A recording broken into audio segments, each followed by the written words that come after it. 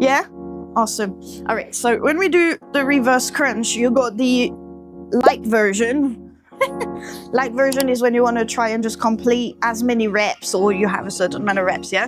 So which you can do from time to time when you have to superset and you don't have time. The only thing is we want to try and stay in that invert, yeah? That straight arm kind of strength. So you're gonna try and anchor and squeeze into your kettlebell like you want to lift it up, yeah? So we kind of like, instead of pulling it towards us, we actually pull that kettlebell upwards, working into, yeah? So you can just think of lifting and there. You don't have to go too slowly. Be here, that's your light version. When we want to start working a bit more into working that straight, then here, we're still working through that core compression. So the first movement you do is, again, we push that kettlebell, we're gonna start lifting the legs, and then we're gonna compress the core up, up, up, up, up. The challenge here as well is to try and come down in that core compression. So I'm very lucky I've got quite flexible hamstring, but you do wanna focus on slowly closing and keeping that core compressed here.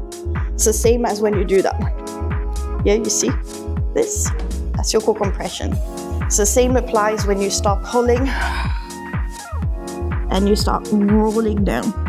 You still want to finish into that reverse crunch here before your legs come back. Yeah, and then try and control as well here, keeping everything strong. So rather than letting everything fall there, yeah?